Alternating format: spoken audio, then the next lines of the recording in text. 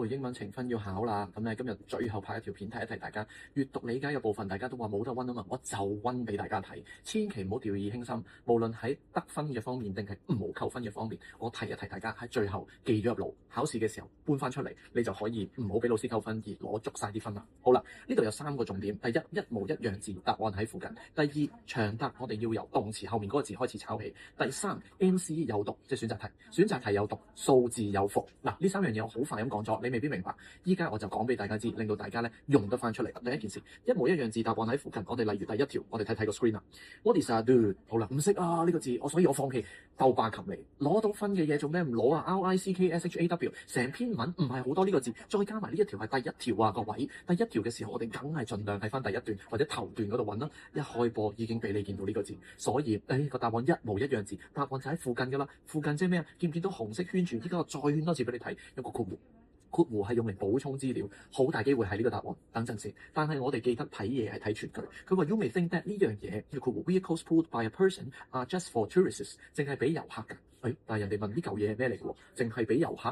呢個好似怪怪地。所以我哋揾答案嘅時候，我揾到呢嚿嘢似啦，解釋。所以人哋問呢嚿嘢係咩啊？咪就係解釋，呢個就答案咯。我哋話由動詞後面嗰個字開始抄，咩意思咧？動詞後面，我哋個 question 嘅 is 就係動詞 ，a 就係我要落筆改立字 ，a rickshaw is 好啦，跟住咪住先，好怪喎！呢度係講一個單數嘅 rickshaw， 但係前邊你睇下呢度有 s， 跟住呢度 s 嘅。如果呢啲細微位我哋要觀人於微，冇 s 嘅呢個 vehicle 千祈唔好寫 s 落去。vehicle pulled by a person， 好啦，係人拉嘅一架汽車或者一個交通工具車輛。好啦，但係如果你再穩陣啲，just for tourists， 喂，咪住先，盯住。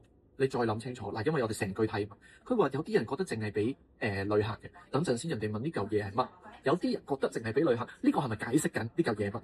唔係，呢個唔係答案，係佢覺得有啲人話係俾旅客用嘅嘢，所以明未？千祈唔好抄多或者咧唔小心去抄，同埋我哋用呢個方法係可以完整句子冇錯 grammar。我再俾多一次大家睇一睇 double decker buses appear。好啦 double decker double 我都唔係好知點改喎，咁樣唔緊要，你見到一模一樣字，答案喺附近。佢話幾時開始啊？小心，我見到1910你就抄落去就衰咗啦。一模一樣字，答案係喺附近，但係數字有復。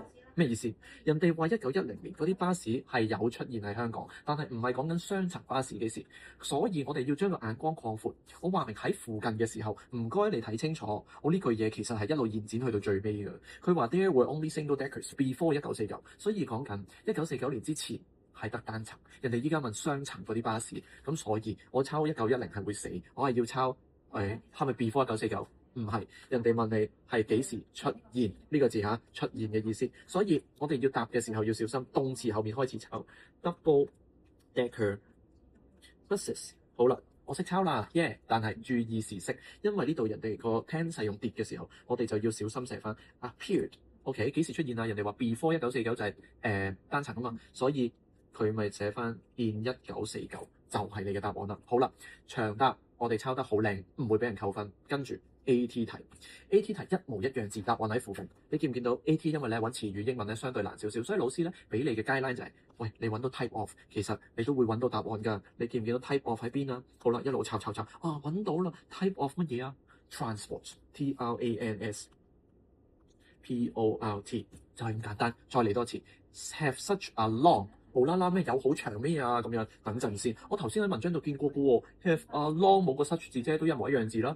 喺附近 history， 所以有好多人，有好多同學仔好驚長答，好驚呢啲叫填充題嘅物體嘅時候，唔使驚，用技巧就幫到你。好啦，最尾我要講埋 MC 有讀係點解 ？MC 好多人仔會以為有得揀，我撞都啱啦。喂，大佬啊，撞係只有25% 啱嘅咋，所以既然你有得撞嘅時候，你就要更加諗調翻轉。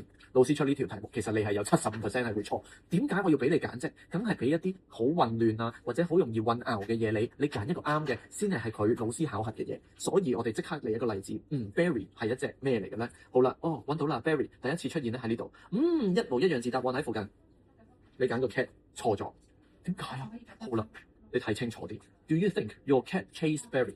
呢個唔係講緊 Berry 係隻貓，係隻貓追住 Berry。咁 Berry 究竟係乜嘢嚟嘅咧 ？Maybe Berry escaped through an open window。可能 Berry 喺隻開咗嘅窗度出咗去。咪住，咁呢度你見到有 bird、有 rabbit、有 dog。